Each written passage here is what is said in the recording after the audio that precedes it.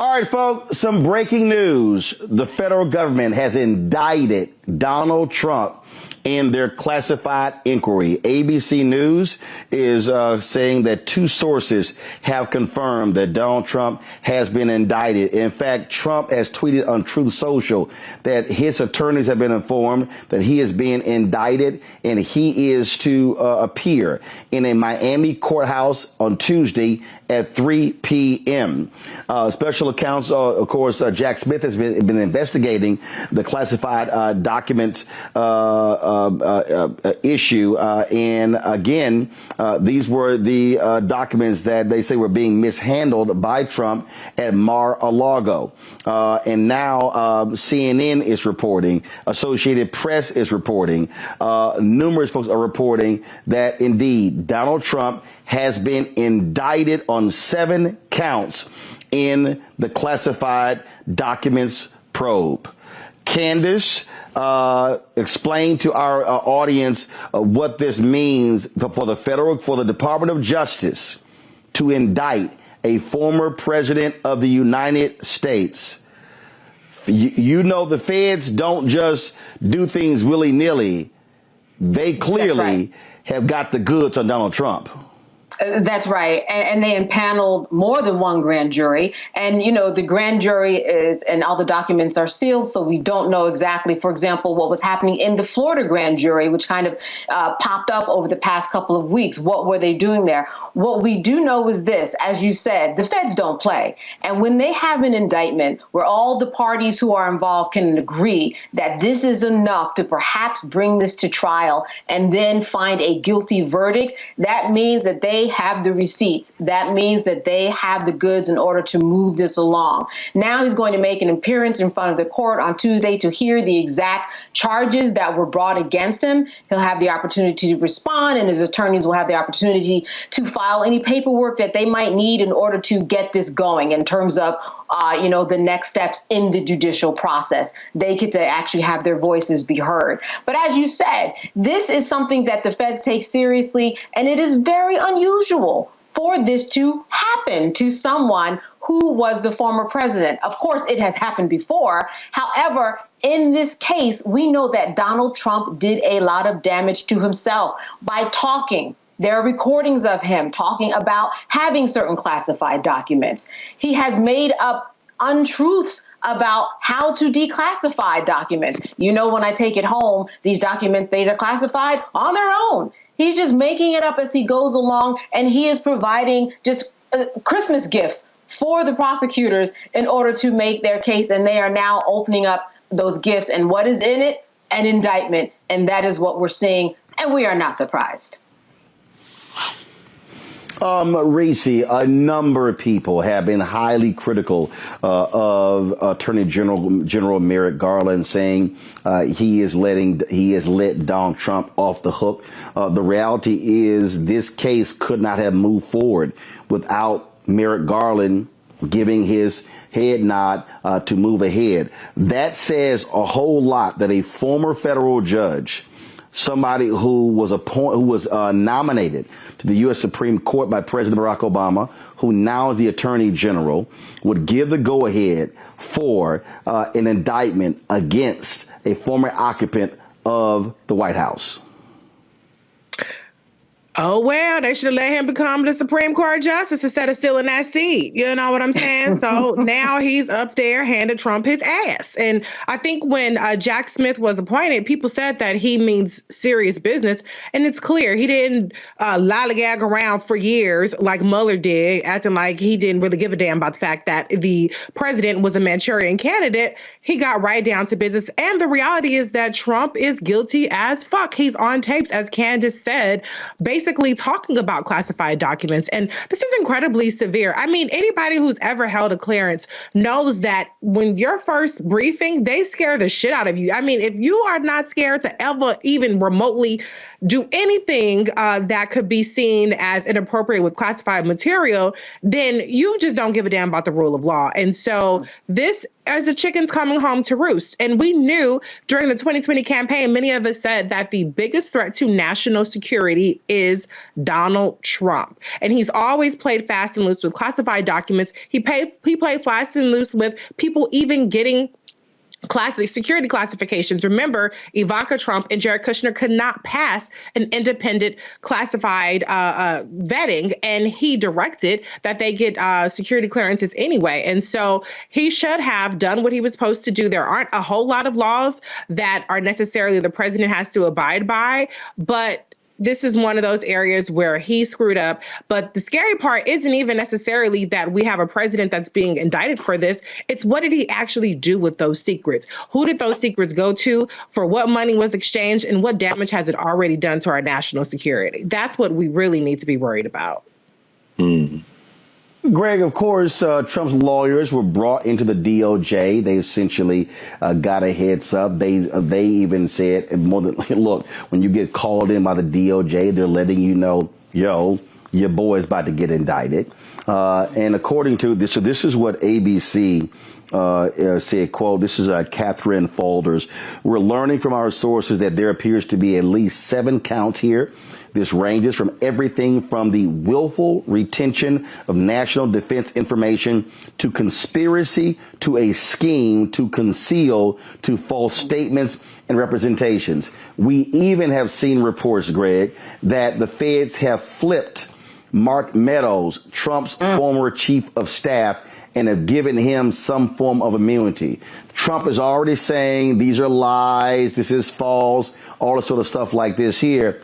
It's going to be a little hard for his MAGA people to try to dismiss the actual former chief of staff, former member of Congress from North Carolina, somehow being part of the radical left out to get him.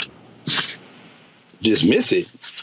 They're going to run to it. You know, I keep one of these on the table, Roland. This is Constitution of the United States.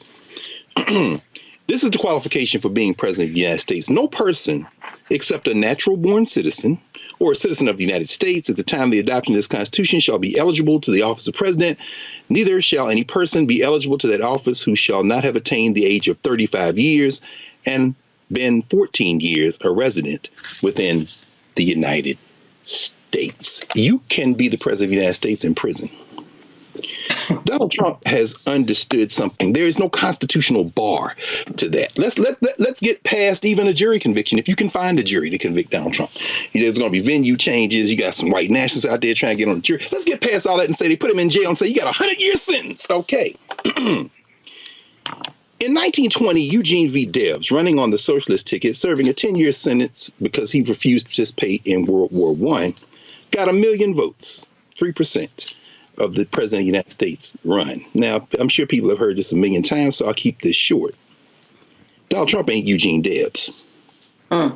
Pufferfish from Florida, Ron DeSantis, Tim, mission accomplished, Scott, smiling Mike Pence, not even speed bump out of Jersey, Mr. Chris Christie.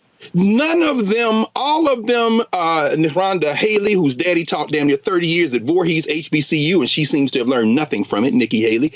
Not all of them together don't poll as high as Donald Trump by itself. Donald Trump, no, run from it. He turns to it. They're persecuting me, you all. Donald Trump can win. And let me end with this. The general view among legal scholars is that if he is elected, it could very well be that he could make the argument that the duties of office require him not to be in jail, and they may suspend or put on hold the sentence. And finally, the man might say what Eugene Debs said in 1920, if I win, I'm going to pardon myself.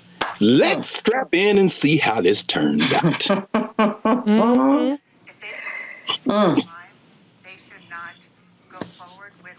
Folks, hold tight 1 second. I'm going to go to a quick break. We're going to come back on Roland Martin Unfiltered.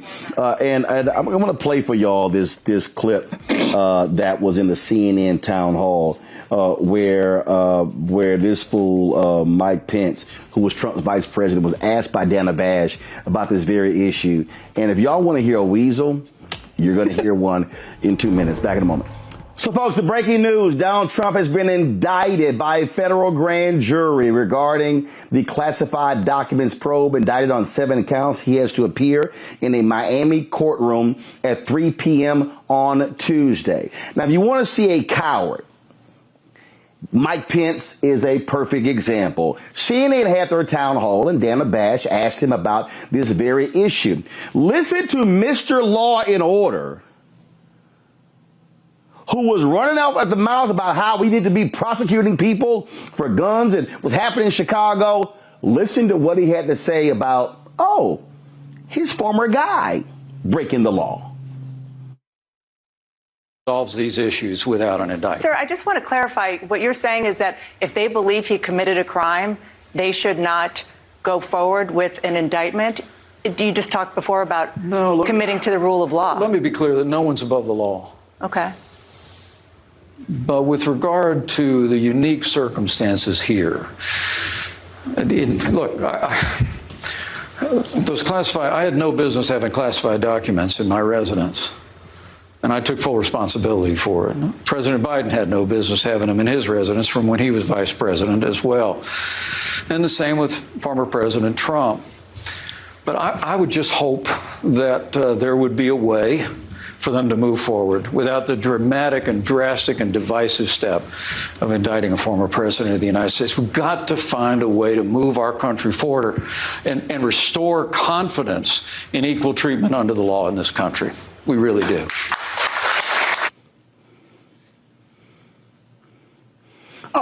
Candace, I'm confused here.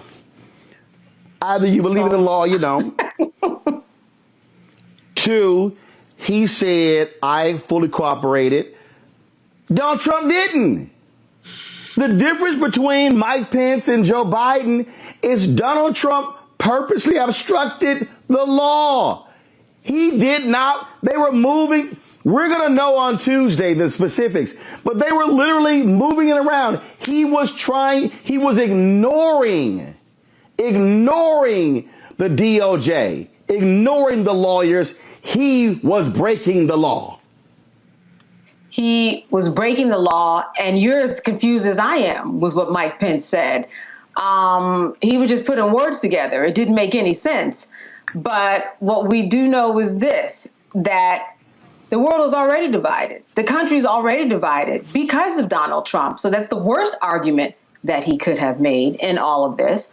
And as you said, Donald Trump did things intently, with intent to defy the law, as opposed to a Biden or even a Mike Pence.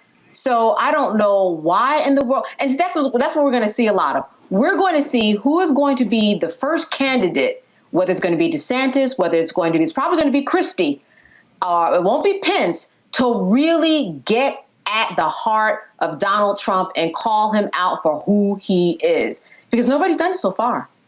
And that's really what this is about. He did not want to go all the way and say, put my former boss in jail.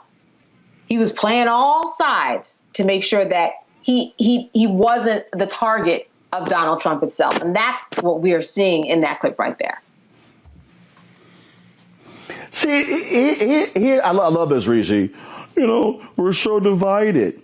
Yes, those who break the law and those who don't. Yes, we're divided. Right. We're on the side of those who don't break the law. Trump is on the side of those who love to break the law. And how do you prove that everybody is equal under the law by not indicting the person who's breaking the law just because they were the president? That doesn't make any sense. The math is not math in Mike Pence. But I don't see any Republican really calling out Donald Trump, because Donald Trump is still the leader of the Republican Party. And all these people know they cannot beat him. I think, as Dr. Carr said, he's going to run into this. And the reality is the stakes are higher than ever for Donald Trump to continue his campaign so that he can claim some sort of political persecution, 50-50, maybe 65-35, whoever you want to talk to, chance of him getting elected and pardoning himself. This is life or death for Donald Trump. And so he has to keep going. And people in the Republican Party are happy to be HUD secretary, vice president, something along those lines. And so people do not have the balls, the moral courage, or even the decency to say that a former president selling off state secrets is beyond the pale and he needs to step aside and face the music for breaking the law. Absolutely. You know, I love this stupidity here, Greg. Here's this idiot Will Cain of Fox News. I should destroy him when we were at CNN together. He goes, Pence not indicted, Clinton not indicted, Biden not indicted for inappropriate retention of classified documents, leading candidate for president in opposition to current regime, Trump indicted for inappropriate retention of classified documents. No, dumbass, it's for obstruction of justice. Mm-hmm. But Roland, you know, I was watching your conversation with Bill Bellamy when you were walking him through the politics of commentary and the conversation you had with Simone Sanders about her and Angela Ryan, how they let Corey Lewandowski run circles around them on a live segment on CNN. What have we learned from the first time Donald Trump ran for president? Here CNN is again, having just lost their head. Allowing these platforms for these fools to dispute his propaganda in a country that ain't that smart to begin with. And what you're basically doing is doing what they did before. This mass commercial and news entertainment media is creating a drama. This is reality television, and Donald Trump is the master of reality television. So all the logic goes out the window. What is the law? See, what you were talking with Bill about was the rules. Different than the law. See, Mike Pence. I remember one time we were down there. You were about to do News One Now, and everybody had the same green room. And Mike Pence came in there. I guess he was going to do Morning Joe. That is the whitest man I've ever seen with my own two eyes. I've never seen anybody without any pigment. You know what I'm saying? I'm like, what the hell? This guy has no pigment. I'm saying that to say that when he barges into Iowa, Tim Scott thinks he's going to get some evangelical vote. But guess what? Smiling Mike's in it now, baby. So the people who believe in Jesus, they ain't going to vote for you, Tim. You can scream Jesus till your teeth fall out, mission accomplished. But that is the whitest man that I've ever seen. He is banking on his whiteness and his onward Christian soldier shtick to get him some of that vote. But why do I put all that? It all comes down to this, though. As long as Donald Trump draws breath, in jail or out, his X factor, he might not win the presidency, but the United States is not a unique country. I know people like say it's the greatest country in the world and the best experiment in democracy. We just saw Erdogan get reelected in Turkey. He got just enough oppression in to split the vote, get to the runoff and win. As long as Donald Trump is in this mix, there is the potential for chaos, whether he wins the nomination or not. All these people are trying to angle to win a primary, but what Mike Pence is doing, this man without a country is trying to figure out a way, well, if he stumbles and if he's not going to stumble. This is about to be chaos. And every time I see Smiling Mike, there are only three words that come to mind. And these are the three words that haunt him every day. January 6th, 2021, hang Mike Pence. Mike Pence know he ain't got a shot in here. He just hoping that something's going to break in his way, and he ain't even got a clue. So he's just up there spinning. And CNN is letting him spin, which is why we got to have a Black Star Network, because you might be the only game in town trying to tell the truth, because the rest of these people are chasing ratings. Well, look, folks, Miami is going to be on and popping at 3 p.m. on Tuesday, when Donald Trump got to walk his orange ass into a federal courthouse in Miami, indicted for the second time. First, it was Alvin Bragg in New York City. Now it is Jack Smith, the special prosecutor, indicting him in Miami. The DOJ is not confirming this. The documents, the indictment is under seal. It will be revealed in court on Tuesday. And so, Fannie Willis, we waiting on you. We waiting on you. Thanks. Let's go ahead and go for the hat trick, make it a trifecta, and hit his ass with a third indictment. It's going to be real interesting. Look, we know how he's going to respond, and we know his ignorant MAGA supporters are going to try to make every other excuse as well. But final comment here, Candace. When those prosecutors have to reveal in court that they have recordings of people admitting to him moving documents, when they reveal a lot of this stuff in that charging document, it's going to be a little hard for a lot of these Republicans to try to explain that one away. It will. And following the indictment that Alvin Bragg brought upon Donald Trump, which people say was not as detailed as they would have liked to have seen, I bet they're going to do their job this time. Tuesday is going to be something else when that indictment comes down and we get to read all the details. It's going to be a lot more than Bragg had. And as you said, there's going to be a lot more evidence supporting what Donald Trump did in terms of obstructing justice. All right, then. Candace, Reese, Greg, we certainly appreciate y'all joining us. Oh, it's a beautiful day in the neighborhood. A beautiful day in the neighborhood. All right, folks, back to our Roland Martin Unfiltered video in just one moment. When you talk about blackness and what happens in black culture, we're about covering these things that matter to us, speaking to our issues and concerns. This is a genuine people-powered movement. There's a lot of stuff that we're not getting. You get it, and you spread the word. We wish to plead our own cause. Too long have others spoken for us. We cannot tell our own story if we can't pay for it. This is about covering us. Invest in black-owned media. Your dollars matter. We don't have to keep asking them to cover our stuff. So please support us in what we do, folks. We want to hit 2,000 people, $50 this month, raise $100,000. We're behind 100,000, so we want to hit that. Y'all money makes this possible. Checks and money orders go to P.O. Box 57196, Washington, D.C. 20037-0196. The Cash App is $RM Unfiltered. PayPal is R Martin Unfiltered. Venmo is RM Unfiltered. Zelle is Roland at RolandSMartin.com.